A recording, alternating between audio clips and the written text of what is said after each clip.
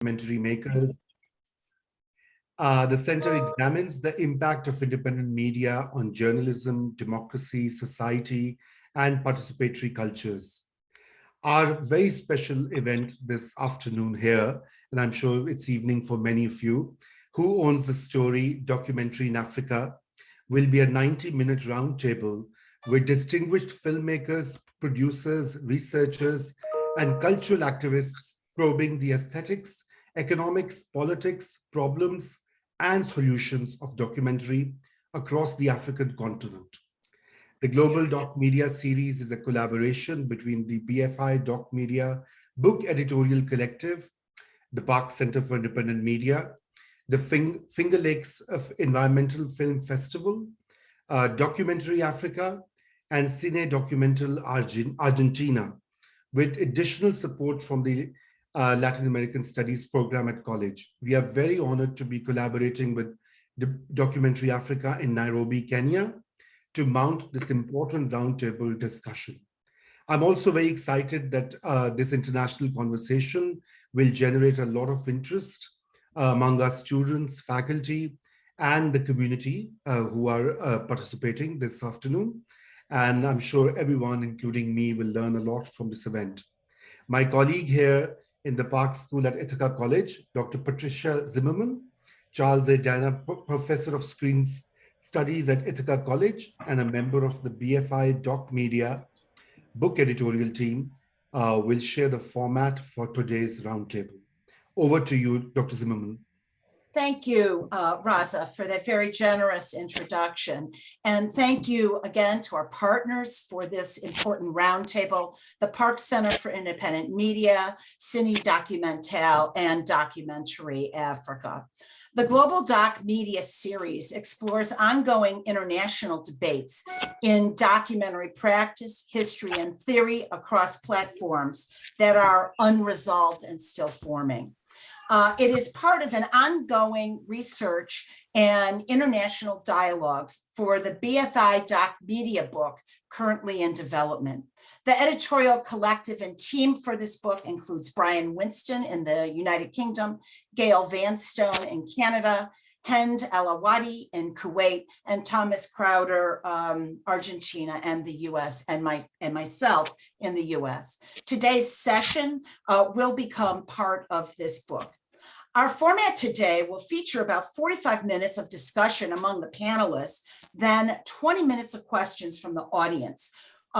We ask that you as a participant kindly join us live by raising your digital hand. We will conclude our session then with some takeaways from each of the panelists. The moderator for today's very special roundtable is Austin Nyamba, the communications officer at Documentary Africa in Nairobi, Kenya. He was the host of the Great Debaters Contest, a national TV show that aired on Citizen TV and KBC Channel 1. He was also the main content creator and moderator of the Great Debaters Contest Connect Edition. Multi-talented across many media, Austin is also a music producer at Mad Royal Entertainment. Welcome, Austin. Take it away. Thank you very much, Patty, for that amazing introduction. And well, it's quite amazing. Not even just quite, it's very amazing and wonderful that we are able to collaborate on this. And I'll just give you a little bit of a sizzle about our lovely panel today. We have wonderful, we've basically picked out one of the best people we think that can bring out our topic today, which is who owns the story, because they are experienced in the continent and they're also very accomplished. Starting us off with Hawa Esserman, a filmmaker, a writer, director, and producer. She originally directed theater and television drama, and she is also the co-founder of Manyata Screenings, a biannual film program showcasing shorts from Greater East Africa. we have Judy Kibinge, a very, very, very famous name in the film space in this continent. If you've not heard it, I'm not sure if you've been around Africa that much. Judy Kibinge is a filmmaker who began her career in advertising. She has won the first non-expatriate, she was the first non-expatriate creative director of a multinational regional agency, East Africa, and that worked with brands such as Coca-Cola, and most founded, which is the East African Documentary Film Fund, that has been a home for many in the documentary film space within the East African region. Judy has also Academy of Motion Picture and Sciences, basically the Oscars. So you have, you're in great, you're in the presence of greatness. We also have Idrisu Morakapai, is an award-winning Beninese filmmaker whose films have been screened at international festivals such as Berlin, Rotterdam, Vienna, Milano, and all the best film festivals within Europe and the world in general.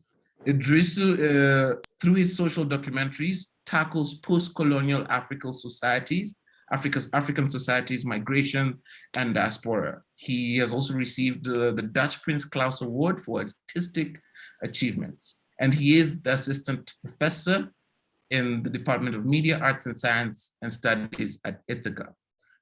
We also have Josh Momunga. He has been involved in the film industry in Kenya since 2009 and believes film is the most important medium of bringing social change. Josh was one of the fundamental pieces of actually making sure that DOCA came to be, because he was involved within its initial research and strategy, and he currently serves as DOCA's strategy and finance lead. Thank you, Josh. And lastly, we have Mohammed Said Omar, a renowned filmmaker, cultural operator, and executive director of DOCA. And Mohammed has also been engaged with the African Heritage Project, which in this sense plays into our topic, because they are trying to restore 50 African films of historical, cultural, and artistic significance. And he's cut his teeth in the festival circuit, and he is currently under his film, The Red Card, which premiered at IDFA, is currently screening. And therefore, please go check it out. And that is my segue to introduce Mohammed to say something small about DOCA. Hello. Could you join us, please? Hello. So I think I've got the flow. Hello. Thank you to the people like Thaka, Patricia, and her colleagues. Thank you for taking part in this. So Documentary Africa is a Pan-African organization. It was established in 2018 in Nairobi, Kenya, and it's a proactive response to the needs of the filmmaker. This is one of many Pan-African film organization that expressly trying to direct its work, its mission, its goals to the needs that have been assessed through the report by the documentary filmmakers and the producers. It was set up by documentary producers, among them Judy, among them Stephen Markovich, among them Salem Brahimi, and others, you name it. So basically lots of experience on the documentary front, on the continent and globally. And 10 years ago, 15 years ago, they started to think about what could we do for the documentary genre on the continent. It's a parent pauvre, I will use the French expression to express how documentary on the genre has been treated on the continent. Even in the major festivals like FESPACO or Durban or Qatar, documentary has been always sidelined. So what we do at DOCA, we give funds, so which is basic. So producers, they come to us for production money, development money, post-production, impact, but we also try to fill some gaps. There are numerous gaps when it comes to the filmmaking industry on the continent, specifically with documentary. So we're trying to fill the gaps by helping DOC organization to set up the workshop, the film labs, and to be able to give them access to mentors and to specialists in whatever fields they're looking for. What we're also trying to be at Documentary Africa, trying to be a safe home, like for documentary lovers and filmmakers and stakeholders in the continent, which is mainly really the longer term vision and goals. So we hope like in 20 years time or 30 years time, DOCA will no need to be existing, because that would mean that you have filmmaking communities that are strong in Kenya, Ethiopia, and all over the continent. So this is in very few words what we do, and why we're doing this. I may have to give you a little bit of explanation about the documentary on the continent. I mean, even the cinema in general, cinema started in Europe and in the States during the Industrial Revolution. And then when it came to the continent, people had brought the camera on the continent. They used the camera as a tool to explore the continent in order to exploit it. So basically from day one, cinema came as a tool for dispossession, and it became a tool for soft power after the independence. You can name the French, how the French funded West African cinema, for example. So, and now what you have mainly financing from Northern institutions, mainly Europe. And we have two genres of documentary. We have the NGO finance doc, and the independent documentary film community. So the actual mapping of documentary genre on the continent shows to us, this is our own data, like more than 50 to 55% of people coming to us are looking for production money. They're not looking for development, they're looking for mainly for production money. They come from all corners and angles of the continent, which means that they're looking to co-produce because there are very few film funds, national film funds, national broadcasters, and they're playing the game as well. So they're looking for co-producer as well. And the main co-producer come from Europe. The buyers and broadcasters who are looking at buying documentary content that are independent are the usual suspects, I would say. So in Europe, it's Arte, it's BBC, it's Canal Plus, it's TV5 Monde, it's Al Jazeera, you name a few. In the States, it could be POV, PBS, the college, and the streamers. So, but this will bring us to the vicious circle that the content is African as far as the writer is concerned, as far as the filmmaker is concerned, as far as sometimes the producer, but it is cut from local and national audiences. So, which means that revenue streams that could empower the writers and the producers is problematic. And so national broadcasters are not interested. So this is just to give you another view of what's happening with the genre. It's a burgeoning genre. It's one of the most accessible genres on the continent. It's also one that is mostly represented in the major film festivals. And because we have among the greatest African filmmakers, you have most of them, some of them are documentary filmmakers. I will name Samba Farinx Diaye, the Senegalese pioneers who started in the 70s. I could name Ousmane William Bayo, also from Senegal. I could name Jean-Marie Tenot from Cameroon, Malik Ben Smail from Algeria, and you name it. So among the best filmmakers in the continent, there are documentary filmmakers. But that's the question, that's why we're here. So how do we make this sustainable? So we'll try to answer that question, Austin, who owns the story, and how we can move forward from that. Thank you very much for that, Mohammed, because you bring us, you just show us and shuttle us to the next, what we can discuss next, which is basically from an artistic standpoint. And this I wanna hear from Judy first. From an artistic standpoint, right? When we're discussing ownership, yes, and the ethics of ownership, right? And Mohammed brought it up, like the writers can be African, the protagonists can be African, but we realize sometimes that the producers, especially the main producer, is not. And that now, creates a debate between who actually has creative control over the final product. And you can speak about this, and I think you're the best person to speak about this first because you are a filmmaker and you started a fund that supports filmmakers within the East African region. So you can give us both sides of the coin, I think. Judy, could you? Yeah, thank you, thank you. That's a big question, and I'm going to try, as Patty said, to try and answer it as succinctly as I can. As a filmmaker who has made a number of films, that one thing became very, very clear, and that is he who often has the money decides who tells the story. And on the other hand, he who has the distribution who sees the story. And so as an African filmmaker, you find yourself really between a rock and a hard place. First, trying to access those fundings. And by accessing the funding, you gain some of the control of your story. If your producer is African, like you, they understand why you want to tell a story a certain way. Often there's a reason why the West will look at Africa in a certain way. Oh, Africa, why are you still so poor?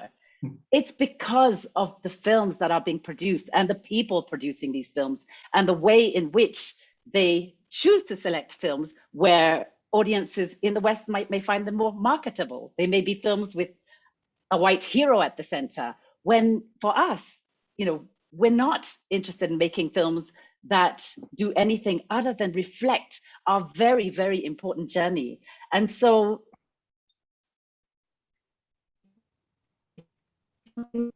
is difficult to answer succinctly, but I think for me, I'd really say the importance of DOCA, the importance of DocuBox becomes that we have organizations where the producers who really decide on the story are able to support the filmmakers, authentic filmmakers from our continent. And also we're able to begin to start to come together to really network and decide how do we get these stories seen further abroad or further afield. Thank you, Judy. That was as succinct as possible. And I'd like to direct my next question to Idrisu, because in your experience being a filmmaker working from the diaspora and being African, right? What issues have you faced in regards to, do you even have a right to make these stories because maybe perhaps you're not in the continent, right? Or in this case, they're questioning your ownership of your own heritage because you're not part of the day-to-day experience in Africa, right? So I would just like to hear from your point of view as a filmmaker from the diaspora, what challenges have you faced and how does that impact on your view of who should own the story or who basically owns it? I think you're muted, Idrisu. You're muted. I'm so sorry. Thank you, Austin. Yeah, I mean, this question is it's really as complex and it's really huge, right? So but I want to go. I mean, even though I'm working and from the from abroad, I'm still in Africa, and I'm working with African sensibility, right? And all my films is always about Africa. So I see things really in the global, sphere, right? In the more globally, right? How, because we are all connected, right? African and it's in African diaspora, we are talking about the same same topic. We have the same concern, right? So I'm going to talk about. I'm more interested in the ethical questions, right? Before talking about the ownership, right? What we own, I think it's the more important. So what story we are telling, right? Any African can just write a story and say, okay, and claim any ownership. But I think it's more important to talk about what story we are telling today as an African, right? Having this experience, our history has been distorted, right, by the West, right, and the story that we know has been told until now are not our perspectives. So I'm concerned about how to correct all these misrepresentations, right? What story we tell before we reclaim the ownership, before we talk about how much have we earned from this story and who own, producer, and so on. It's what story we are telling, right? So it's a complex question, right? And I personally don't think about how much I earn or what is my ownership. I want to correct, you can see all the film I made until now is about the representation of African and its diaspora. It's really difficult working from abroad and working with African sensibility, right? And returning to Africa to shoot my film in Africa while producing in Europe with European money or even world money, right? And how to cope with, with producers who are not Africans, right? Who are not necessarily Africans. And I have a different experience because I used to work in Germany. I also work in France, and now I'm working from the United States. So this is a different each time you change the country, and this question, I think we get time to develop them, But right now, the etiquette question are really most important because I believe I'm a link, one link from a chain, right? And the chain is all these African sensibilities we have received for generations, right? So claiming a ownership of something that you don't own, I believe I'm the story I'm telling, the story I tell, it's drawn directly from my ancestors, African ancestors, how to claim ownership from this.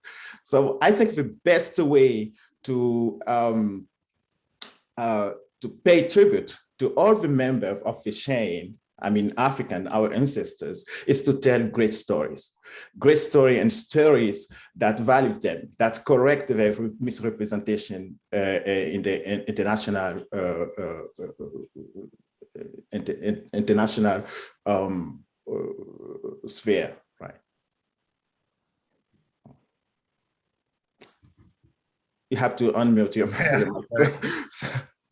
All right. Thank you very much, Idrisu. So you said something that really caught my consciousness was that of course we have to understand that Africa is part of a global community, right? But at the same time, it needs to shape its own identity. And you bring the element in the historical element that we've owned our stories, because I'm sure Josh, I heard this from Josh before, that originally we used to believe in oral tradition. So there was no specific person who could claim authorship of a story, yes? And in that case, I would like to direct to Hawa. I want to hear her words on this. When you bring out ethics, right? In that we are part of a global sphere, which is basically run on capitalism, right? Where we need to know who owns what, right? And who gets paid what, yeah? And here we are coming from a very long tradition as Africans where we own stuff communally. We belong to the society at large, right? And how do we wrestle with that, right? How do we wrestle with that? We want to be part of the global playing field, but at the same time, it's sort of antagonistic to what we hold dear as a society, as a culture. What do you think, Howard? Massive question, not even. I'm sorry, it's very nebulous, but I'm going to attempt. So, yeah. First of all, I do not think that Africa as a continent has ever been anywhere else but center. The conversation right now is going, oh, but there's a new scramble for Africa. I think there was just a slight distraction, and now it's just front and center again. The resources, when we're talking raw materials, human resources, and just perspectives have been from here. We are in the space of the past, speaking in this with the space from which I work, which is East Africa, Kenya. We have been working towards articulating ourselves. And that, as Judy touched on, has been a very interesting, tricky thing to navigate, because you have an idea and a vision, but then how do you get your film made? It's not going to get made without money. Even though with the democratization of equipment and skill, there is still the fact that we need money to make films. And you cannot do that without bumping up against the global north. And it's like, well, in order to make this sellable, in order to make money back, in order to do this, there's this sort of contortioning that needs to happen while trying to own how you want to tell your story. And that makes you a really plasticine sort of individual, while at the same time trying to maintain your integrity. So who owns the story? Who are you asking? Are you talking about agency? Because if you're talking about personal agency and authorship, yes, me. But then if you're talking about ownership and fiscal remuneration, it's not that clear.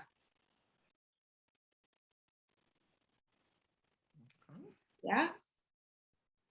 I can see. Yeah? And Does how do that you answer think? your question? Oh, how do I, sorry, continue. I think you just sort of compressed my question into something that I would love to invite Josh to comment on. Like, how do we search for that clarity? How do we, because at the end of the day, clarity is what's going to give us an opportunity to exploit our own stories, right? Understanding the But structure. don't get me wrong, we do. But we do. Yeah. Over the past decade, I would say that we do. The question is, what version of our story is out there that we can agree with? Interesting. Wow. All right. So that's a very, very powerful note from Howard. Like, what version of the story do we want to agree with? So on that, Josh, right? Do you think when we're looking at it from the element that at the end of the day, we as both the audience and the producers of the stories, right, or the creators of the stories, do you think that agency is apparent, or is it still a work in progress? And if it is, what can we do to make sure that it's a bit easier for the next generation of filmmakers?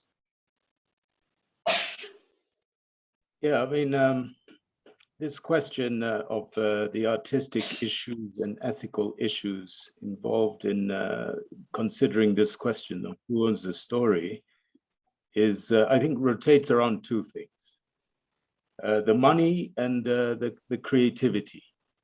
Yeah. So the word "we own the story," yeah, I think must also be considered as a valid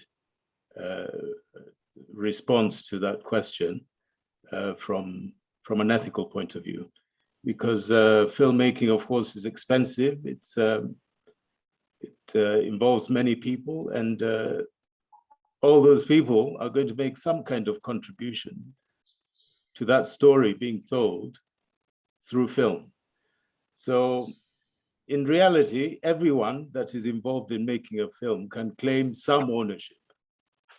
The fact is that ownership is not a unitary concept. You can claim ownership on something, and so can someone else, and both of you would be right. So I think in terms of the ethical issues of who owns the story, a number of people can own the story. That's for sure. Artistically speaking, however, if you want to consider who owns the story artistically, it's got to be those who contributed the maximum creative content in that story. And of course, every story has a lot of creative content. The telling of a story involves highlighting certain things, rejecting others, hiding others, bringing to the fore others, putting emphasis on this, reducing emphasis on that, and then the whole effect of the story is a very creative thing. So certainly the person who contributes the most creativity has the moral authority to claim that story artistically, yeah? But in terms of the money, that would be someone else. That would be the person who puts their hand into their pockets and draws out some money which they will risk. That would be my answer. Okay. And I can see Idrisu had his hand up. Unmute, please, Idrisu. Okay. Yes, I want to come back again to this question of ownership, and I mean also draw my own experience about ownership. How conviction is really important first as a documentary filmmaker. Knowing what story you want to tell is very important, and know how to defend this idea. No matter how, I mean, what production or money you are working on, right? I make a film called I Lit the Second Paris, which was about uranium exploitation in Niger, right? Which was, I mean, how it's about our relationship with the North and the South, right? And how still we have with this colonial power still persisting in Africa, right? And the colonial exploitation of our raw material. So the question was how to get money from France, even though the question I was tackling in this film was against that institution that belongs to France, right? So I think if you have a conviction, you can always reach your goal. You can tell the story you want to tell, right? So I don't believe on the fact that as Africa doesn't have money to produce its own film. I don't believe the fact that we need Western money to make a film, that Africa need Western money to make a film, the film we are doing now. The problem, what is missing in Africa is organization and political will, right? So that's a big problem in the continent.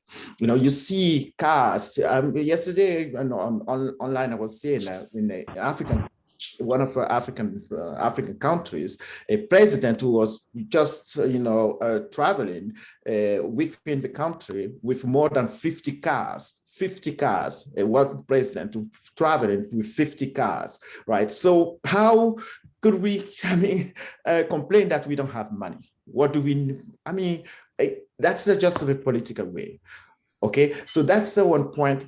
And the other point is what story we want to tell.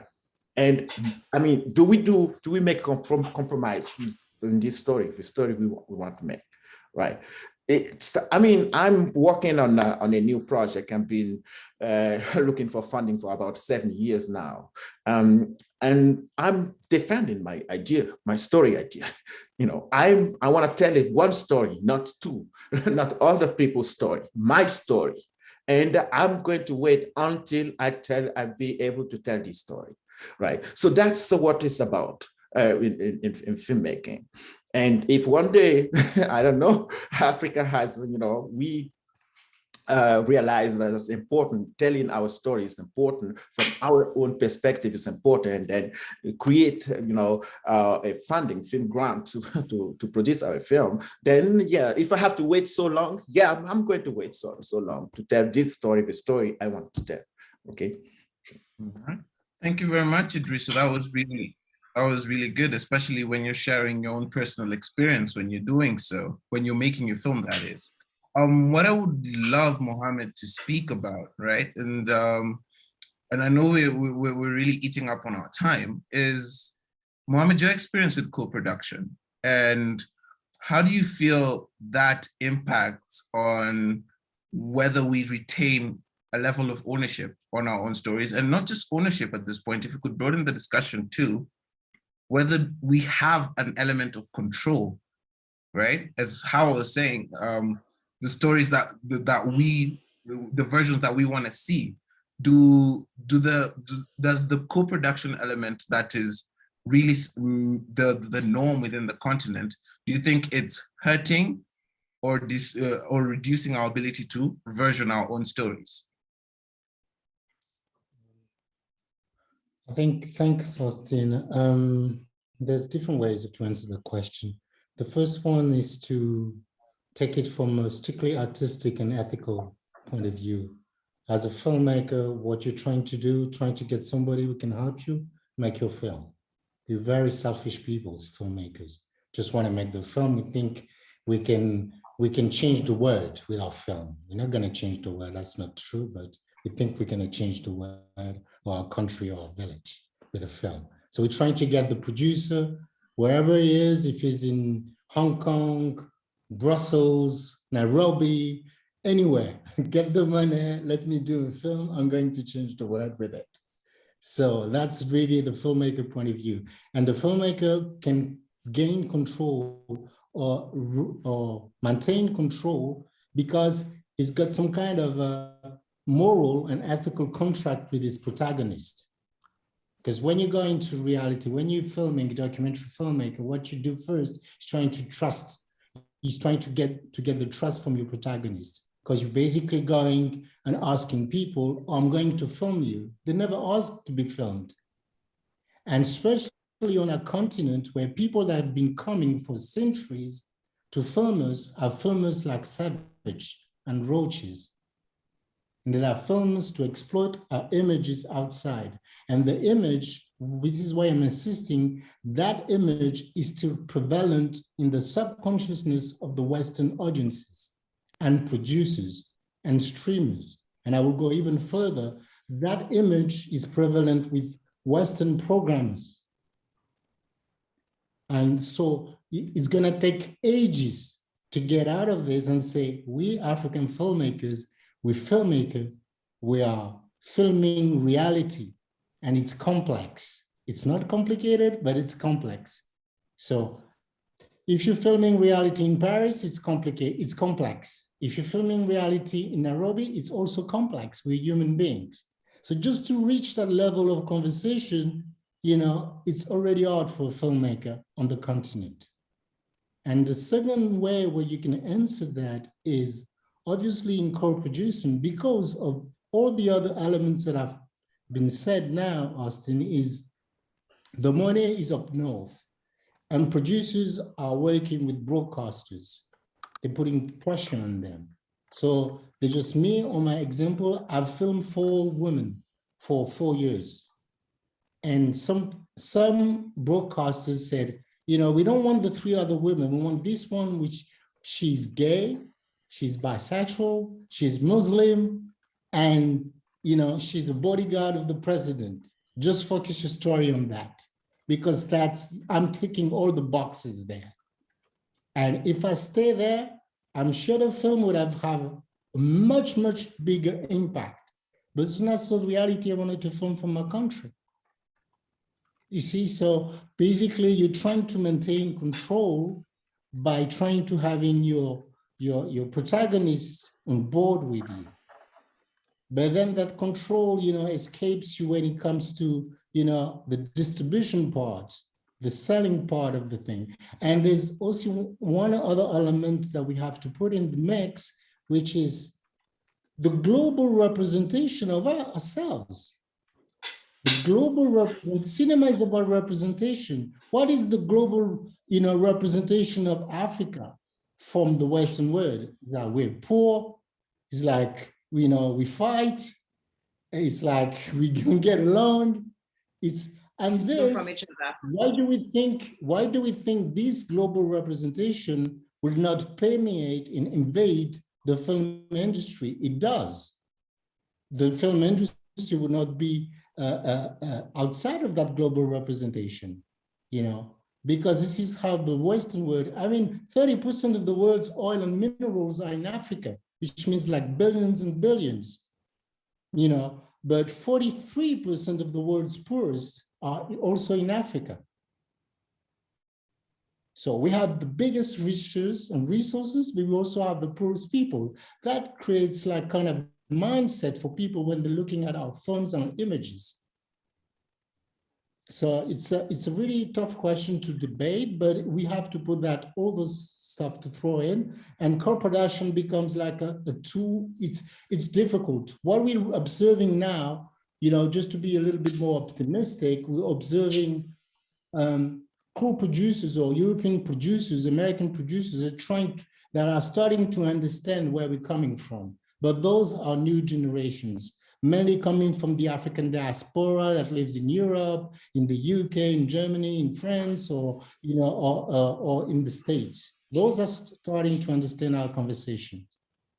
All right, thank you very much, Mohammed. Idrissa, you have something to add? A quick one? Yes, yes. I just want to add, follow up on what Mohammed just said. Yes, the question of representation is capital. It's a very, very important. That's what everything is about here, right? But I want to add also one important aspect, which is around co-production. Africa is the only continent that is dependent to money coming from abroad.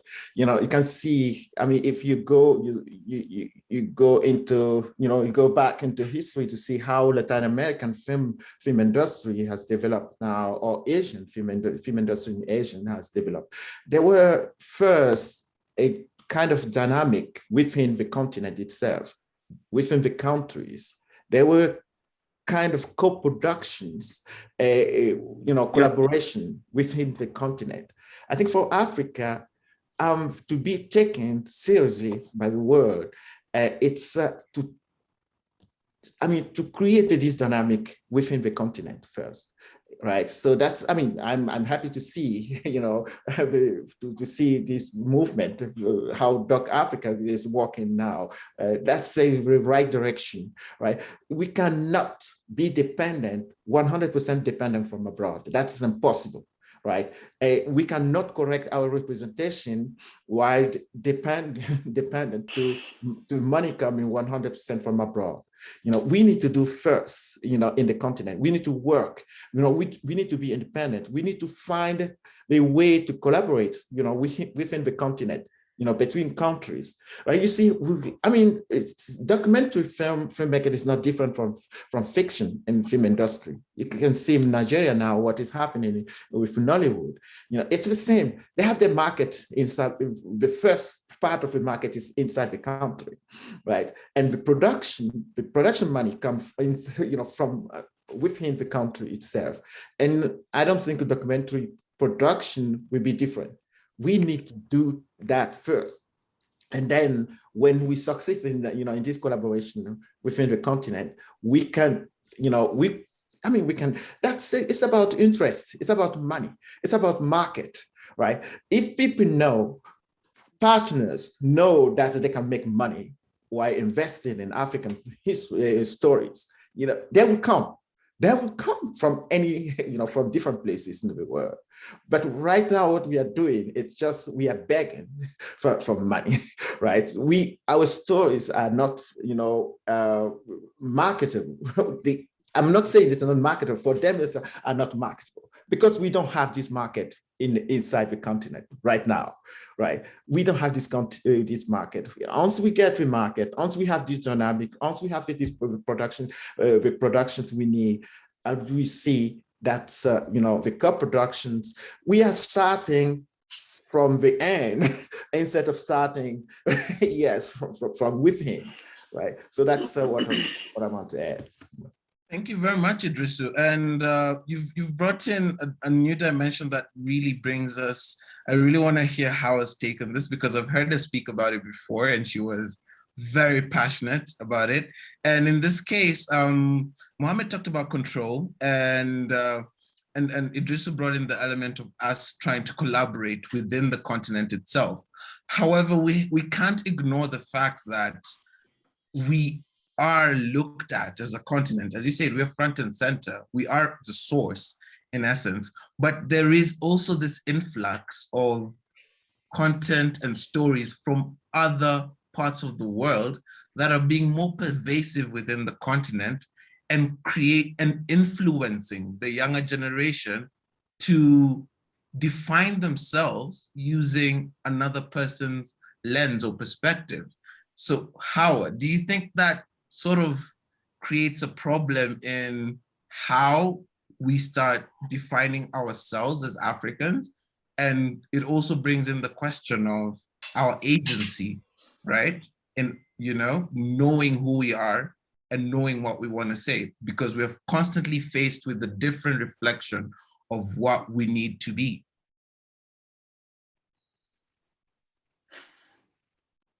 So where we are, you're right. We have an influx of content from everywhere. Predominantly, I would say America, followed closely by India, and then Europe. And that has educated what we consider good television, good film, good what is considered an aesthetic. It's a particular aesthetic, and that soft power that Mohammed was talking about earlier has permeated our brains so deeply, especially when you see and you realize that how it is that we are portrayed in this, through this lens, is so unfavorable, so on the back foot, that we have a lot of catching up to do. A lot of catching up to do in not just how we tell our stories, but I suppose with what sort of aesthetic and production value becomes very, very important in that conversation. Our agency, how we articulate ourselves from my perspective in a way that I want to be seen, because I have to figure out exactly how I can tell my story from my perspective in a way that I feel will echo to you, Austin, I guess, while still finding a way to go to market, because it might as well be dead if it doesn't go to market. I mean, I have deeply romantic notions about making the film that I want to make, resources be damned, and I've done it. And those films, while they had an audience, I think maybe 50 people saw them, even when it is that I put them up for free on YouTube. So there is a game afoot of pushing as far and wide as possible, while expressing that story in a way that has as wide a reach as possible. And that is its own agency, as well as the story that you're telling. And the importance of that cannot be underestimated.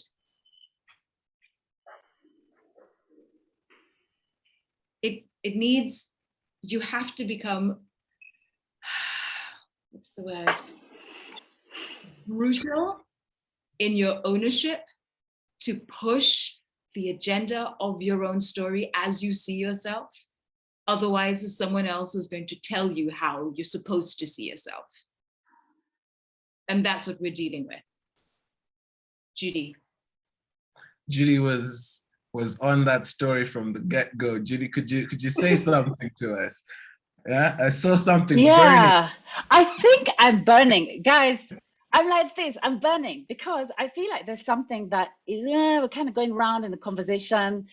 We're sort of sounding like, oh God, we want money so bad and we need to work harder. I'm not liking that narrative. I'm not liking it because over the past 9 years, I have worked with brilliant filmmakers. Yeah, as a filmmaker myself, who founded and runs with filmmakers a fund for African filmmakers by African filmmakers.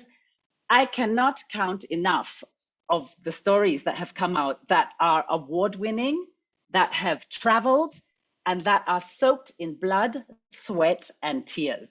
And I'm not joking, you know? Sure. Honestly, you look at a film like The Letter, that film took 6 years to make. It has won a Barcelona. Where are these, you know, this myth that we're not creating this incredible work is not quite true. I think the thing that we need to understand is that there is not quite a level playing field here. The minute that we don't have our own broadcasters clamoring and projecting and putting our story on air, it's not that easy to go to the Netflixes or it doesn't matter how many awards you've won. Look at Softy, another film that we supported, 7 years in the making, opened in Sundance, won a prize. You know, who can say that these are not hardworking, exceedingly talented filmmakers? Look at New Moon by Philippa Herman. Again, 6 years in the making, we supported that. Won top prize at Durban, in Cairo, best artistic. These are, I can go on actually. These are not the only examples I have, you know? And so really, we cannot emphasizing that there are factors that we are pushing back against. When we compare to Nigeria, for instance, it's easy, it's always done. How many are they? Yeah? And are we talking fiction or documentary? Because this is a documentary conversation. And I want to see those documentaries in Nigeria, which are doing brilliantly and raking in that kind of money and getting the kind of support that their fiction does. The conversation will become a bit thinner there, you know? So we have to look at documentary as a genre, which is complicated. It is exceedingly difficult and lonely to make a documentary film. And many filmmakers will keep doing other gigs, putting that money back into the films that they make. So it's not that it's this group of sort of begging, desperate filmmakers. These are people with very important stories to tell, but finding it very difficult to keep going. And yet they do. And yet these films, this is important. Doka, you know, Mohammed over there. I see somewhere out there producers in Dava. Yeah, I saw them somewhere. Again, you know, a group that will look and say we need to pull together a whole network of African producers and exchange information. These conversations, this is how it begins. This is how we change things, because documentary has a much bigger social capital payback. It may not rake in the box office money, but it still takes a lot in time, blood, sweat, and tears to make.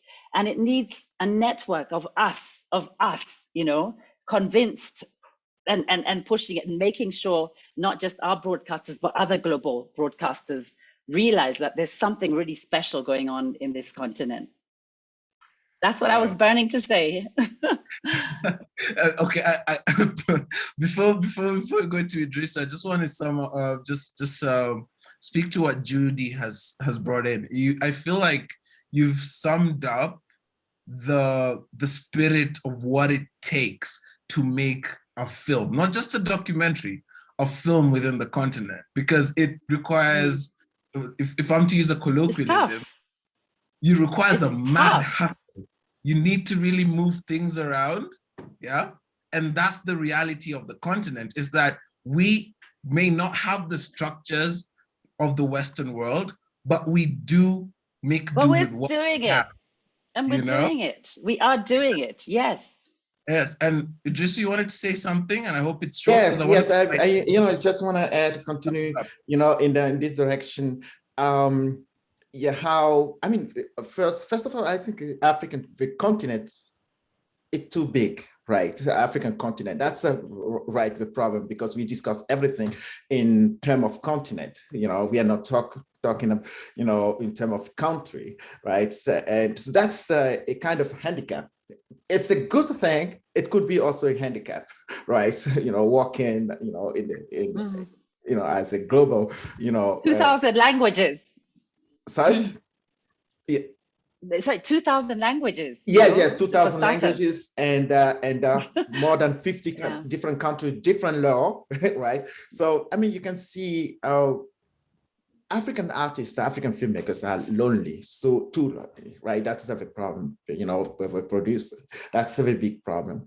And we're talking also about funding, grant, and so on. Every country has a problem with funding and grant, you can see. But they found ways, right, to create this grant, to find it, with the political will. France has also a problem with Hollywood films. Germany has the same problem. Different countries have the same problem with, but they found the law, right? You can see some countries like France or Germany, they have kind of percentage of Hollywood film that can be screened in the country. And they found a way to to oblige Hollywood film industry to fund the national film industry in the way a certain percentage of the ticket price goes into the production. Are we able to, as a continent, to find such law in the country, in Africa? That's a big problem. How could we imagine a law that can, for instance, oblige any foreign film, to fund African filmmakers, African film fund, for instance? How do we do that? Okay, I have something to say to that. Yeah. Before, I'm sorry. Yeah, Austin, go ahead, yeah. John. I would just finalize, I think, just as a response before I can sum up the discussion with Josh. Okay, so what I wanted to say is, in order for that to be the case, Idrisu, we have to get to the point where film, at least, again, I will talk about East Africa because that's what I know.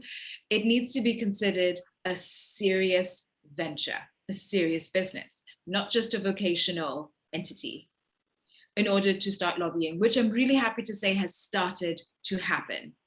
And simply because something worked in one country does not mean that it's a copy and paste for another. I'm really happy to say that with the work that DocuBox and Doka are doing, that not only are filmmakers given space to do the work, but that markets, audiences are being built for the work that is being made, which is what needs to happen in order for us to close the circle, to actually have a conversation worth having about bringing to the table and saying, listen, this is what we need to happen in this situation, lobbying government. We are at the stages of where this is happening. It's taking longer than we would like, but I think with regards to this, it will always take longer. Why has it taken so long? Why are we here? Goodness, I mean, we could unpack that for several other sessions, but the fact is we are where we are and the progress is happening. And we can't ask for more than that.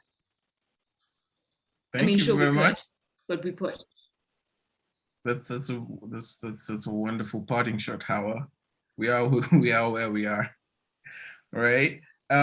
Josh, I love the way you're able to break down complex notions and concepts. And this is why I would love you to speak about the solutions that are being developed.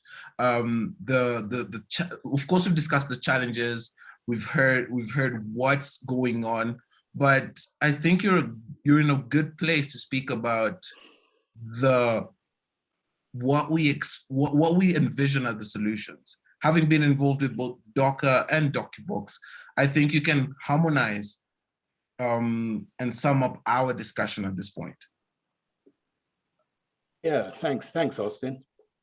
I mean, when I get very passionate when I talk about documentary, because I know it's a very hard genre and it doesn't make a lot of money at the box office because it's not as popular as fiction film, which is dealing with escapist concepts and creations, whereby documentary is talking or dealing with reality, hard things that people should see, and it should influence them, but they don't necessarily, well, the general audiences in the public don't necessarily want to go and watch. But certainly, documentary is extremely important because I've long thought about it as a cultural infrastructure, which is very similar to the physical infrastructure that exists in most countries and needs to be developed in most countries. So documentary is a very important component of that cultural, psychological infrastructure of any country. Yeah, I mean, you could say like Patricio Guzman said, you know, a country without you know, documentary is like a country without a photo book, or you know, a photo album or something like that. So it's, you know, I mean, it's fundamental. It's fundamental to the Photograph album. Cohesiveness, to the cohesiveness of any country. So in that respect, the one thing that we as activists, cultural activists, must do, we must make sure that the people who are charged with leadership in some of these countries through democratic fiat need to understand the importance of documentary film in their countries. This is a very hard task to do. It's not easy, but it must be done. And certainly in some of these organizations that exist, such as DocuBox and DOCA, this must be one of the primary things that they're trying to do. They must always be reaching out to those people who are making the decisions as to how their countries' monies are dispersed. Instead of buying 50 cars for their president to ride on a motorcade, fund some storytellers, fund some documentary filmmakers, yeah? A car like one of those huge Mercedes Benz luxury cars, and can probably tell 10 stories and distribute them to 1 million people. And that'll change the future of that country in one way or another, according to the stories that are told. So that's one thing I feel very strongly about, that we as cultural activists certainly need to be doing. Wow, Josh. Wow, that was rousing. That was rousing. Where do we sign up? Yeah, right now. On the chat. All right, I think right now we're going to move on into our, oh, Mohammed, your hand is raised. Mohammed, you had something to say? Yeah, I wanted to talk about the solutions, you know, great intervention by Josh. I wanted to say that, you know, there are solutions. And I mean, the fact that Pan-African film funds like we exist as DOCA, DocuBox, as other funds, Sofika, Fopika in Senegal, other funds, for example, there are lots of funds, lots of DOC organizations on the ground.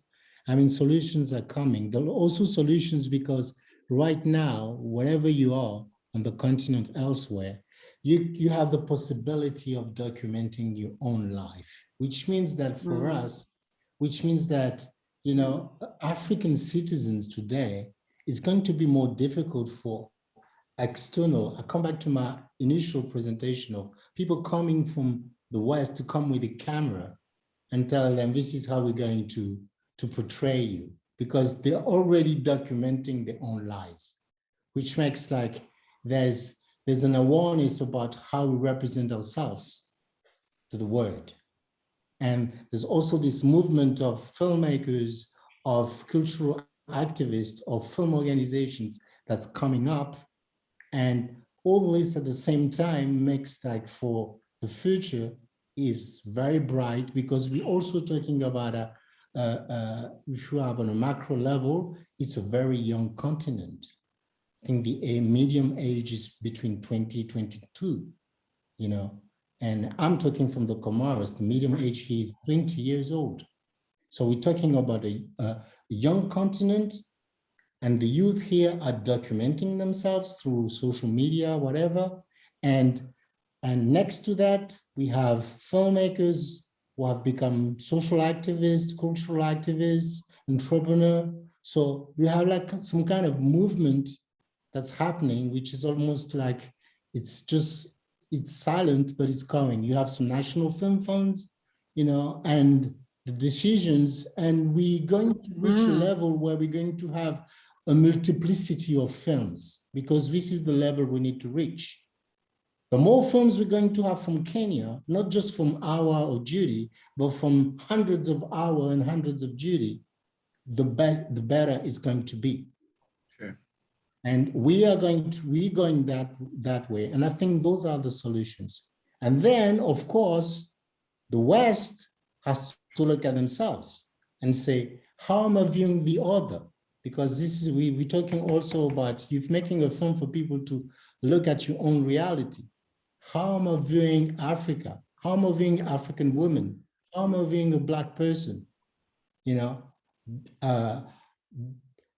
post-colonial stuff, are they still there in my mind, consciously or subconsciously? How I can do better co-production and be into fair trade. And the West also has to look at itself. And if they're not, I mean, the movements that are there coming from the diaspora, from the cultural activists there, are going to force them to look at themselves as well. All right. Thank you very much for that, Mohammed. And I think it's time to invite our lovely audience to ask their questions. Please make sure you raise your hand digitally so that our team can be able to see you and highlight you for your question. All right, and keep it as short and brief as possible so that everybody can have a chance to speak. We have Kole Odutola. Yeah, thank you very much. I don't even know which of the questions to start with, but I must say that historical, when we do not put things into historical context, sometimes it looks as if what is in the present has no bearing with the past. I have been working with the people who did Countdown at Kusini. I mean, I wish that you could just study the model in which these African Americans had planned to use. Yes, I know it was not documentary, it was a feature film. Please go and look at what Ossie Davis and all the others were trying to do to solve the question as far back as 1973, to solve the question of funding and distribution of films made by Africans and stories told by Africans. And please read how that was frustrated. That's one side of it. The second side of it is that the cultural policy in Nigeria, as much as it's a beautiful document that has not been operationalized, we need to look into the cultural policies of different African countries and ask ourselves the question, what is the film policy? In the Nigerian cultural policy, if anybody wants it, I'll send it to you. I've worked with it for years. And in there are documentaries. And if you look at the story of Nigeria and documentary, you would see that somebody like Chief Segun Olushola had actually had some kind of workings with the Germans. There was the singer who also had Nigeria, A Squandering of Riches. Nigeria actually started off with documentaries. And right up till now, a certain brother, Femi Odugbemi, is in the forefront of that. But I cannot speak for Femi Odugbemi because he speaks for himself. He's very well known. The person you do not know, and I wish you all know, is a guy called Johnny Muteba. Johnny Muteba is based in South Africa. He's from Congo. He does documentaries. He's working with the American Chamber of Commerce. So there are some things we might not know, and there are some things that if you bring the history to the present, it might make a world of difference. So my last point, there was this talk about ownership, and everything seemed to be monetized. the Africa, and you know that this Africa is East Africa. This Africa that the representation and the participation here is mostly East Africa. The story is different from North Africa that most of us neglect, or even the Sub-Saharan Africa. By the time you get to South Africa, Ghana has actually had a debate and a dialogue about the question of even the diasporan Ghanaians using the folklore and asking them to pay. The Africa that I know deals more with social capital. How our people contribute to the making of film. If you want to know anything about Nollywood, Nollywood started by advertising, by designer companies giving clothes to be used in exchange for publicity. I think I should just stop there, because the whole landscape of documentary filmmaking is such a thing that speaks to the heart of who we are and where we can go. I teach at the University of Florida here, and I teach a course called Africa Through Film. And that's why this is so important to me. Thank you very much. Wow. Thank you. That was awesome.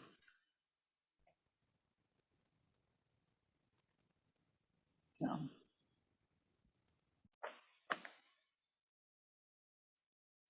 Could we have Anna Briggs? Sorry, I was muted. Anna Briggs. You can ask your question now. Hi. That was So that I'm was an a, amazing contribution. oh, thank you. Yes, I'm a film archivist, so I'm always interested in the heritage side of things, and I wanted to know if you're aware of any organizations in sub-Saharan Africa that specialize in collecting documentary film. If any of the panelists have any suggestions. I think Mohammed, you could answer that one, please. Anna, please write to us. I think you have the email info@Documentary Africa, and you don't have institution per se. You have the Pan-African Federation of Filmmakers that I'm a member, but I will also direct you to some researcher and some archivists that are really working on that subject, and film professionals as well. But just write to us. The email is in the chat, and then we'll give you some contacts and we can chat further. All right. Thank you. Thank you very much, Anna. We have Ryan Carty. Ryan. Hello, good afternoon or good evening, wherever everyone is. I just want to thank each of the panelists. So I think it was Josh's comment that I took great note to, and it was the idea that a number of people can own the story, but artistic wise, the ones who gave the maximum creative content own the story. And you were speaking upon the lines of, it's the idea that you're be highlighting, rejecting, emphasizing, decreasing the emphasis. So I think what I need, or what I'm asking, apologies in advance, is the idea of what is the idea of who gives the maximum creative content? Is it those that are the directors for it? Is it the exhibitors? Is it by chance the characters or main or protagonists that we follow along the documentaries? So I guess I would like to ask for the emphasis upon that. Oh, hi, Ryan. Thanks for your question.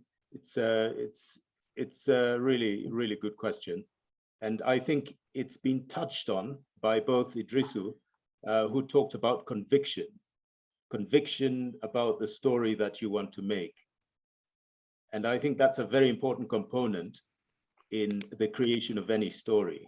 The person with the most conviction will invariably be the one who's spending the most time and the most creative energy, shall we say, in the creation, in the formation of this story, in the telling of this story. So I think it's that, you can pretty much tell that there's someone who's driving this story, who's definitely going to make sure that it sees the light of day. And perhaps either Idrisu or even Judy and Mohammed and Hawa, who are filmmakers and have made many films, can also say something important towards this question that you've asked. Thanks, Ryan. And yeah, Idrisu? You're muted. I always have. Sorry. Yeah. I mean, as a documentary filmmaker, it's difficult really to say who is the most important person in a film. It's about people's story. We are telling people's stories, community stories, right? And without the collaboration of these people, the film will never, exist, right? So I don't want to claim any ownership as a documentary filmmaker. It's really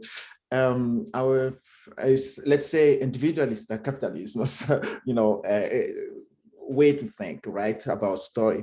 Even though we need money to make a film, I want to talk more about how the story, is translated into a film, right? So every person in the process is important, right? If someone, you have a character who refuses to collaborate, there's no film. There's no film. It's about the reality here. We are telling people's story, right? So I'm just part of a collective work. So even though internationally or nationally we are defending, we say, I mean, that's something everyone do, or that's my film, a film by Idrisu, but I don't really believe that, or film produced by this person. It's something that's actually new for us Africans, I think, right? This owner, and personal ownership of thing, right? It's about making money, and that's what I mean, I don't think the documentary is about that, right? All right, Judy, you had something to say? Yeah, I do. I think I want to point to a specific example of why I feel the director is so important in the film, and also for having the right creative producer by their side, because that's the person who they will walk on fire for that story. They will they will forget to eat because that story needs to see the light of day. And directors who don't have a strong creative producer who believes in where they're coming from find that journey very difficult. And I want to speak about one of the films that we supported, where in search of this money, took on a UK-based executive producer. And I won't name what this film was, because there may be some legalities around it. But this producer thought it was hilarious that there were gay men in Kenya playing a certain sport. But of course, it was not a hilarious film. This is a subject where to be gay is a thing that could be the difference between life and death. And yet that is what you are. And he, and this European producer was determined that this documentary must have,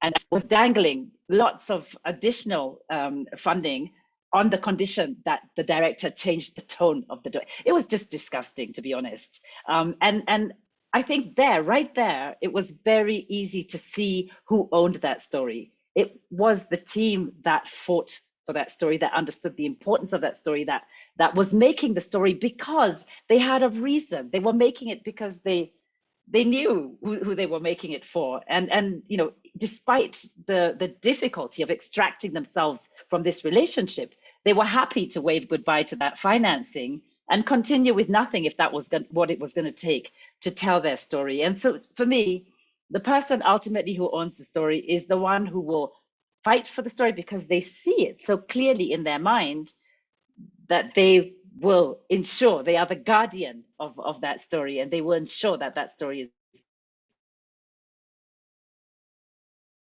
All right. Thank you very much. Mohammed, you have something to add?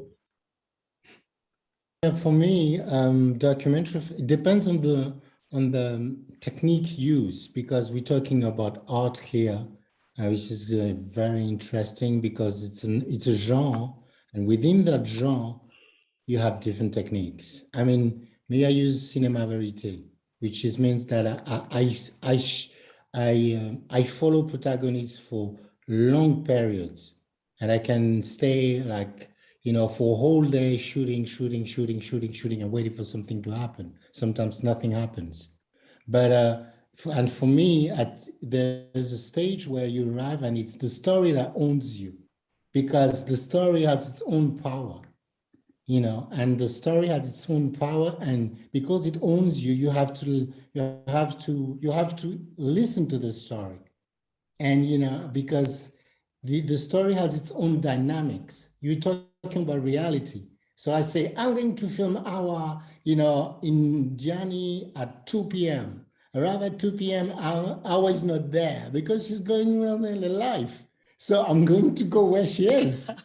And, you know, and she may be in a totally different mind frame than the one we've talked about. And then she doesn't want to answer my questions anymore. But what I do, I keep filming till maybe like 3-4 hours later, she's in the right mind frame, and then my story can evolve a little bit. So for me, at some point when you're in the creative process of filmmaking, you know, the story owns you in documentary. And that's the power of documentary compared to fiction. In fiction, you have the script, the scenario is there, don't move from a line because that's money. You know, so for me, the story owns you. That would be my answer, really. Idrissa, I'll have to cut you short a little bit. We have one more question.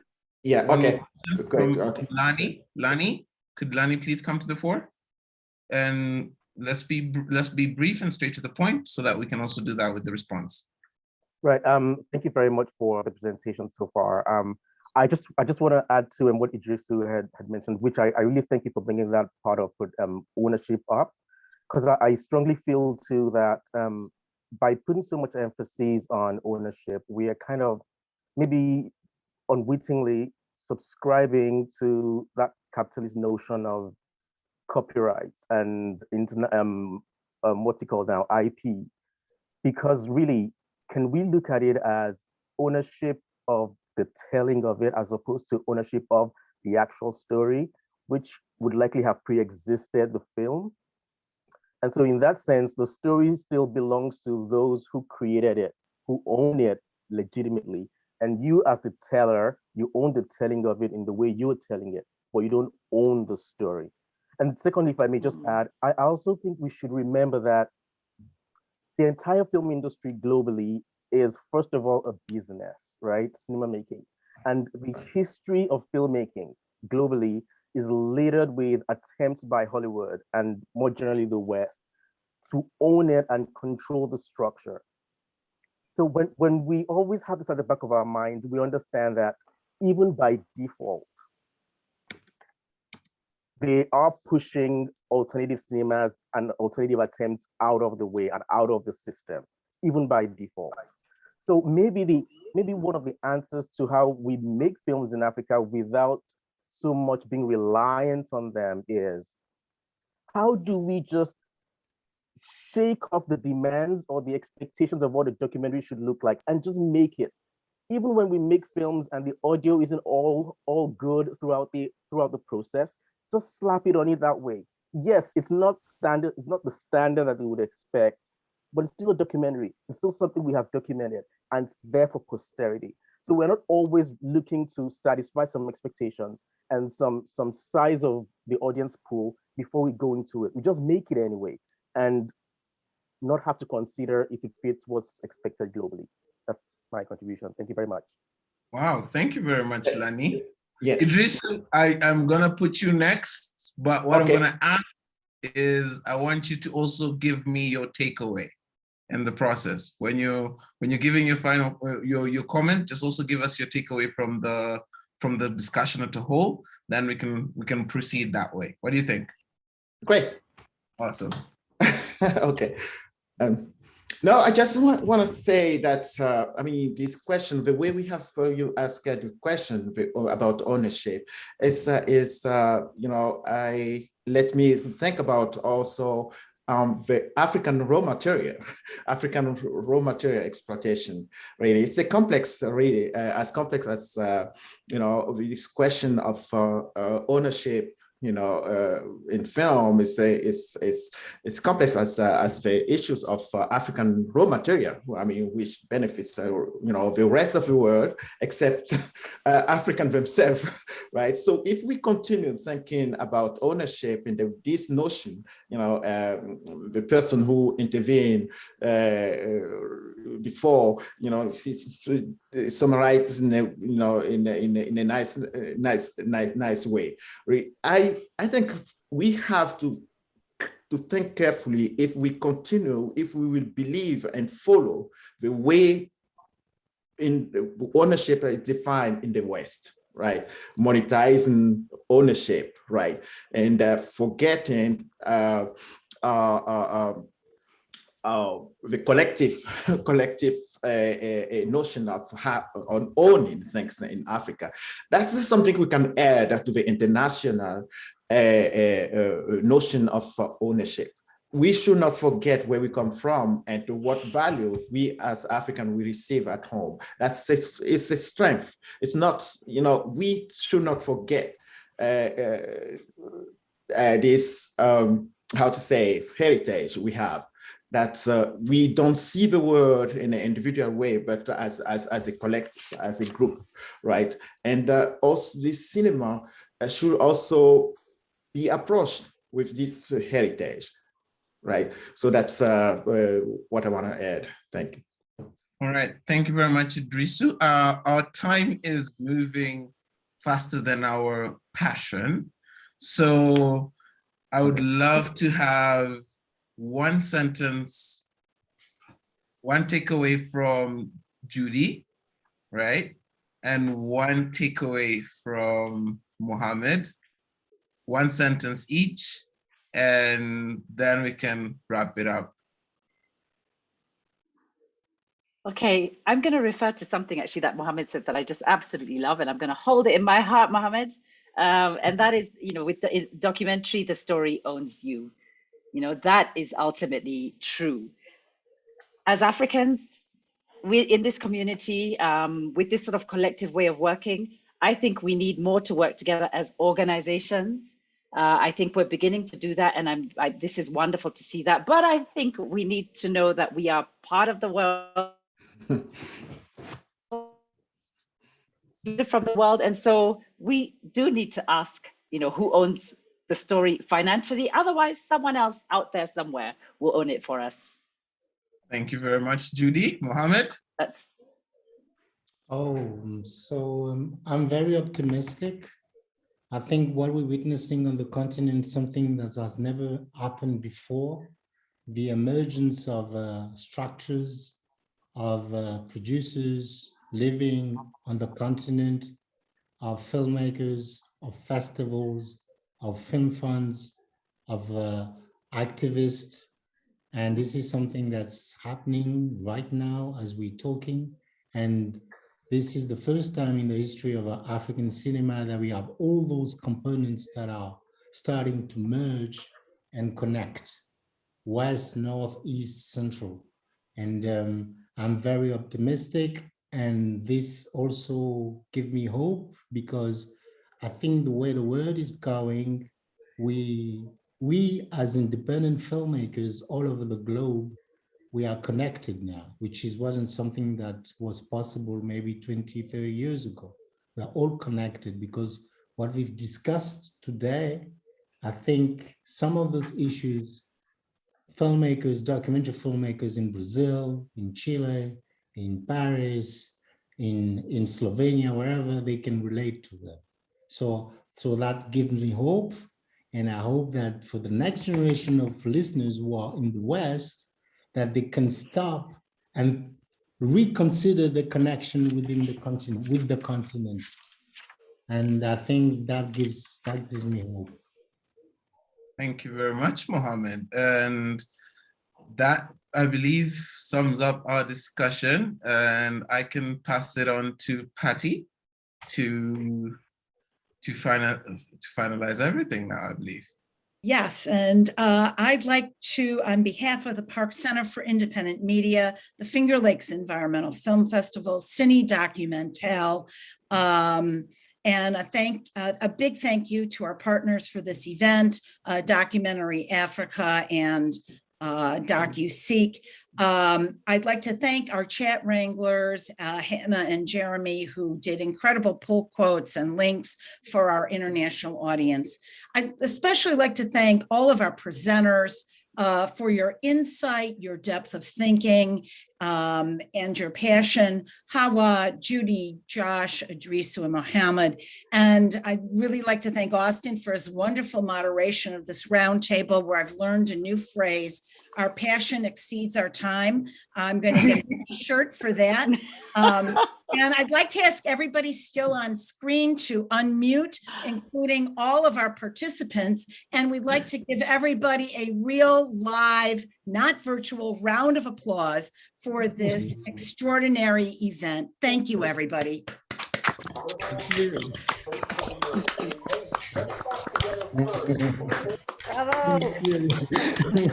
Thank you. I'd like to ask the producing team Oh, and Annie. presenters to stay on. Daisy, hand up, please.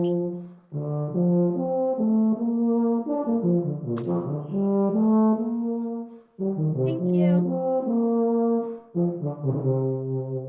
Thank you. Thank you.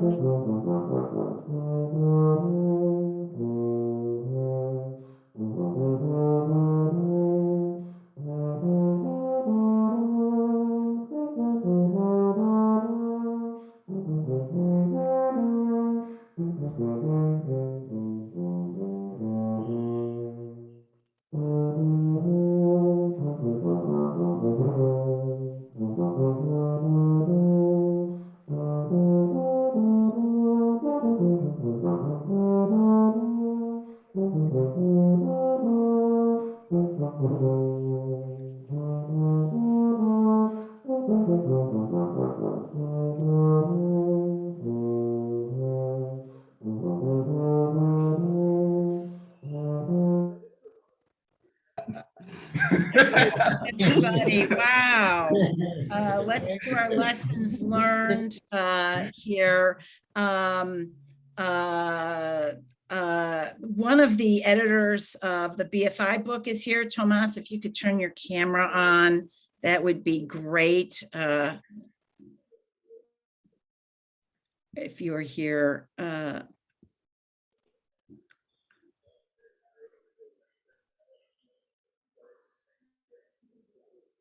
Tomas, are you here? Yeah.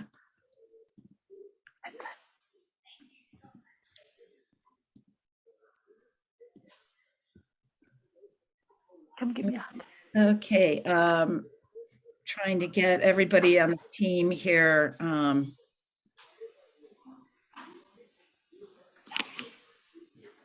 Okay, everybody. Good job. Tomas, are you here? Good night. Thomas. Okay, so everybody, thank you. We just want to take a little bit of time to first say a big thank you. This was a very large remit to cover in a very short amount of time, especially with people with so much experience and so many ideas. So on behalf of all our organizations, I wanted to thank you for a really riveting session. And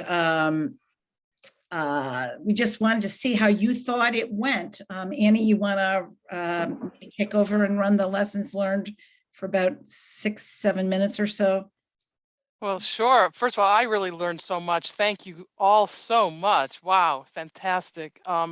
Yeah, anything to just, in terms of the production, the way it went, the way you felt being on screen. I mean, we want to learn too how to make these happen.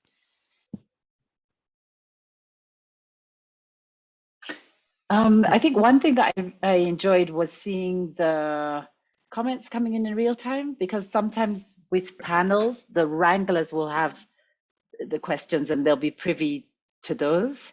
And you'll be on the panel and not really feeling the audience there. So I thought I think what was very difficult was trying to give these succinct answers. Yeah, Really that was hard. challenging because there Yeah. was big topics, yeah, big topics. and But short I learned a lot answers. from everyone as well. Yeah, I think Yeah. Austin? we need definitely. Can I be able to speak, Austin? Who is that? Is that Hawa. Annette. Annette? Yeah, go ahead. Amnet? Yeah. On behalf of Documentary Africa, I would like to actually congratulate Austin for moderating this. And the documentary team, that is Judy and Josh. You all have done great. And I would actually want to say that this was a great panel to actually talk about who owns the story. About we who were not able to talk about this, we actually learned a lot about who owns the story. And it was great having to listen to all of you, even having not to actually have a comment at the end of the day. Wow. Yes. Thank you. I want to give a special shout out to Austin. You had such a hard job and you were so smooth at finding connections and segues while you were dealing with chatting with me as your back end, producer. I was just amazed. That was really done with so much skill, Austin. And so smooth too. I mean, job. it was just so smooth in your movement from people to questions to. You're very good, Austin. Thank you. Thank you so much. Yes, very good. And I'm amazed that you covered every one of the 4 topics we had pre-agreed to, and that you were able to transition through all of it, and you knew exactly who the next person should be. So that was really, really excellent. I really want to thank you. I know it's a really tough job, especially when there's so much experience and so much brilliance on the screen. And I just had 2 quick things to say. Raza was pulled into another meeting at 1:30, and he did send everyone a message in the chat, said, sadly, I need to join another meeting. Grateful to the panelists, the producers, and the inspiring speakers. He has a great plan for PCIM to really be part of these international conversations. So huge thanks from him. And secondly, Judy, I'll just share something about one thing we learned producing a festival for 3 weeks on Zoom. And I'll let Annie and Phil expand on this, is we don't like the webinar format on Zoom. And there's lots of reasons why. And one is what you just described. In the webinar, the questions only go to the wranglers. And when you use a meeting format, you've got this kind of live organism in the chat. And so we actually had 3 people working the chat. Jeremy was putting in links. Hannah was doing the most extraordinary pull quotes.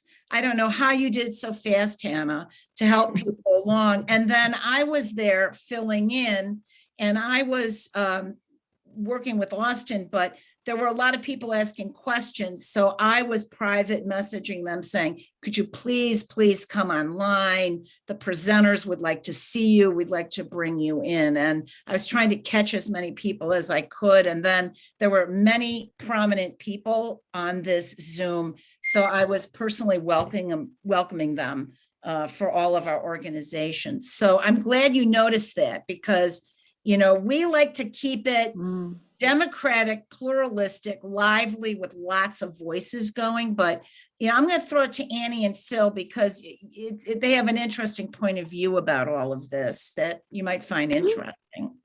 Well, yes, and I'm so glad you noticed that, Judy, because we want to make it informal and as fun as we can. And it comes from, we have a background also in hospitality, which is you make the guests welcome, and the guests are number one. I mean, the presenters have to be also made to feel welcome and engaged, but it's all about the guests. If they don't like it, you have not succeeded. So, make them feel like we notice they come, we notice when they leave, we send thank you notes afterwards. You know, we give them the chat links, you know, like a little party favor. We try to make them seen. If they want to have the camera on, they get to be seen. You know, like if you were in a room, you'd get around and maybe you'd schmooze with people. So sometimes we also have after parties where we allow like some friends to join a little bit so we can chit chat. I mean, it's still Zoom, but we do, you know, we're trying to push it to make it as you know, informal, I'm gonna say, as possible. And you guys were really Nice. easy and fun. Yeah. Very personable. There's a wonderful Phil, equality excuse me, I about think this. Hawa wanted to say Oh, something. sure, Sorry. sure.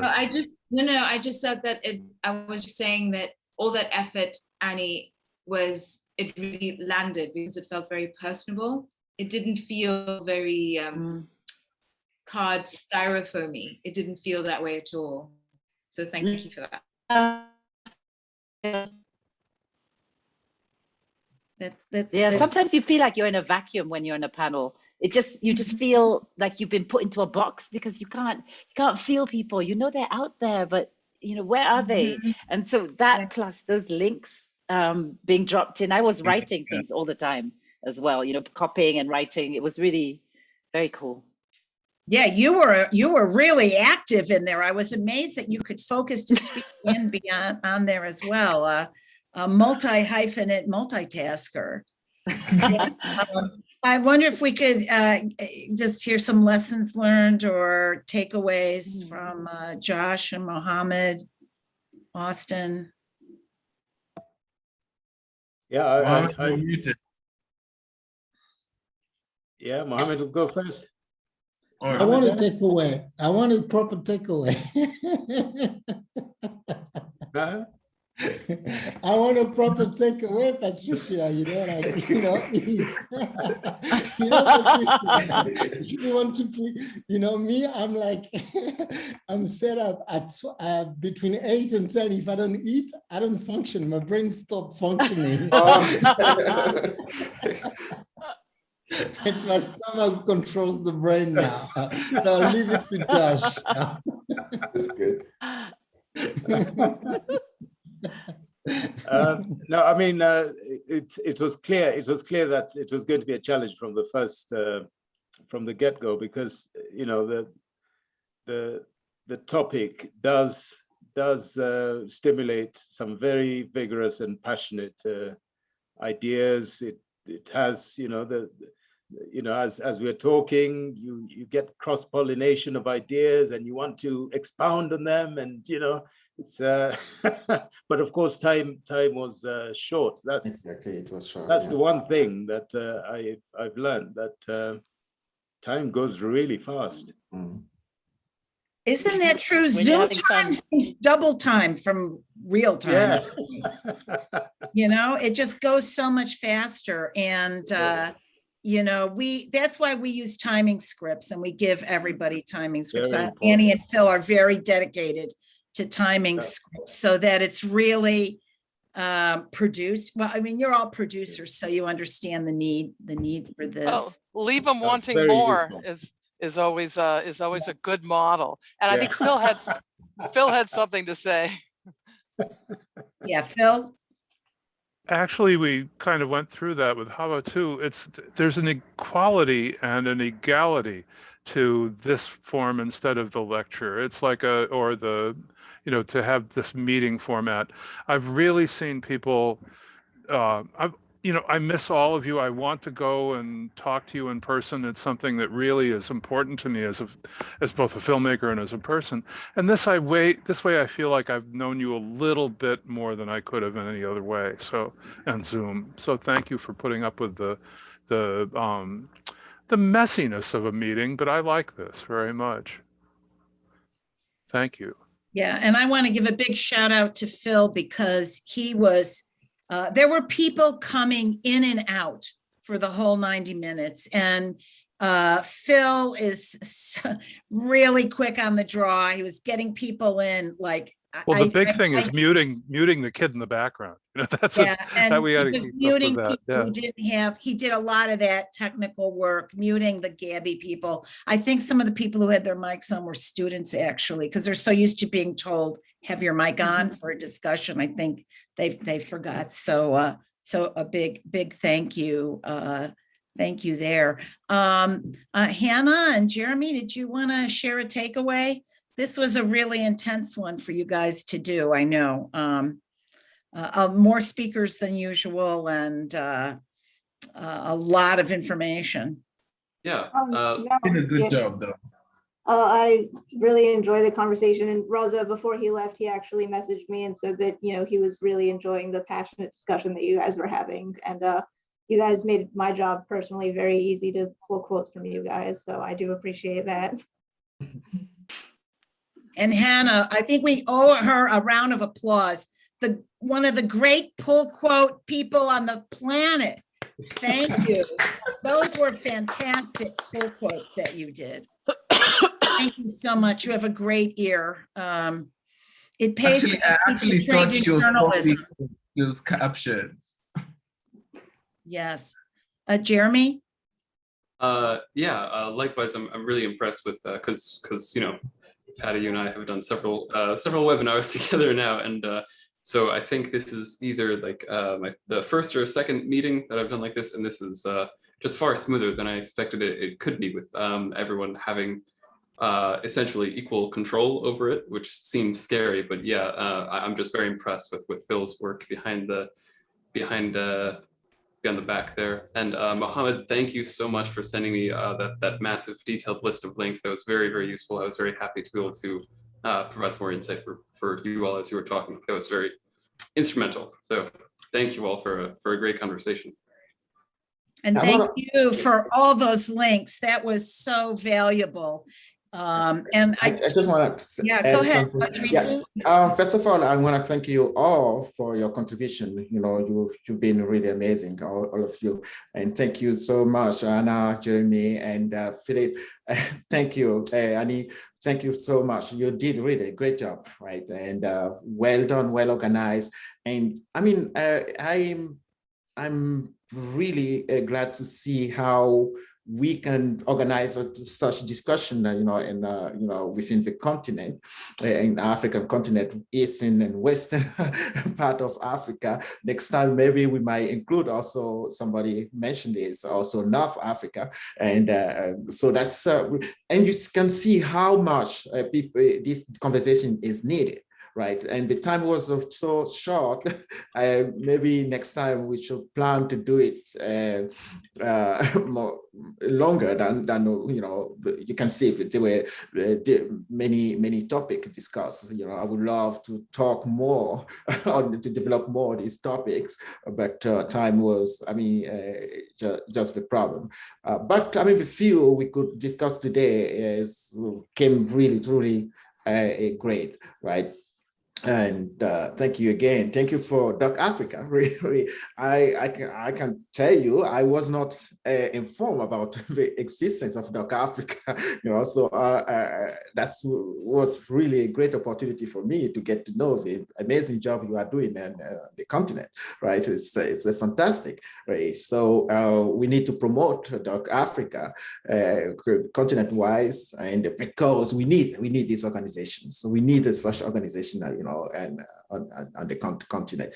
We need to convince our politicians, as I said, without this political will, it's going to be difficult, you know, to work in Africa, to develop documentary and so on, and also to develop a market with, you know, within the continent, right? So that's is missing. But with what we are doing right now, I think you know, it's a good promotion for what we are doing, what that means, you know, making a documentary on the continent in our, you know, about our cultures, our different cultures, right? They need to know how important our stories are, right?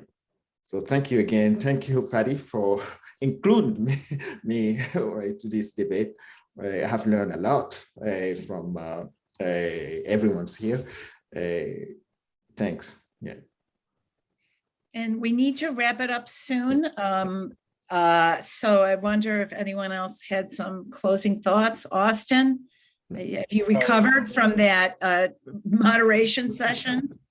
I actually had a lot of fun. It was exciting. First of all, I have to mention I'm hanging out with my powerful and very, very, very, very, very informative Mohammed, Josh, and to me, it just felt like now we've just opened what we usually do at the office to everyone else, and it felt, and I'm glad that you guys went with it, and that to me was really good. And also I learned that there's multiple layers of ownership, that it's not just one conversation to have, it's multiple conversations to have. All right, so for me, that's it. Well, that sounds like a good place to end. I'm going to ask our producers, Annie and Phil. Is that a good place to end? I think that's it. I You think could go on, but we'll do it again. How's that? I'm happy I have so many new friends. Thank you. Yeah, I really think we should think about doing this again, maybe at FLEF in the spring. There was, I think it's always a great session when three things happen. One, when there's more passion than there is time, and we have to really thank Austin for that line. It shows that there's untapped ideas. And two, when the issues are big and unresolved and almost bigger than you can complete, it gives a real sense of dynamism and people wanting more. And we always like to end it with people wanting more. And third, the sign of a good one is when there's controversy. There is a well-known scholar, Tony Ada, he's Nigerian, in the US. He's a well-known documentary scholar, and he was going on and on with me. Who designed this? Why does Doc Africa have all this power? Where are the West Africans? Where are the North Africans? Where are the South Africans? It's too East African centric. And he's a specialist on Nigerian and West African film. And I said, Tony, you have to come on screen. He's in Minnesota, and he said, I'm doing what Nigerians call a corner eye. And I said, what's that? And he said, I'm actually in my office advising students and listening to this at the same time. So I can't come on because I have students in masks in my office. And he said, but I'm so glad everyone's open to arguments. So I think that's a sign of a really great event. And, you know, on behalf of the BFI Doc Media editorial team, Gail Vanstone, Brian Winston, Thomas Crowder, Tabarelli, and Hind Alawade, all of whom were here from all their different countries. I want to really thank everybody for contributing to this book. It is so important that these debates get into these global dialogues, and we are just grateful. We are humbled, and I leave very, very inspired. Thank you all so much. And, you know, I know that from working with you all, if we say something's going to be a certain time, it goes 3 times over. And this wrap up is no different. But I think now we should just say thank you. Thank you, Patty. Thank you. Thank you. I want everybody to give a round of applause to Annie and Phil, our producers. Yay!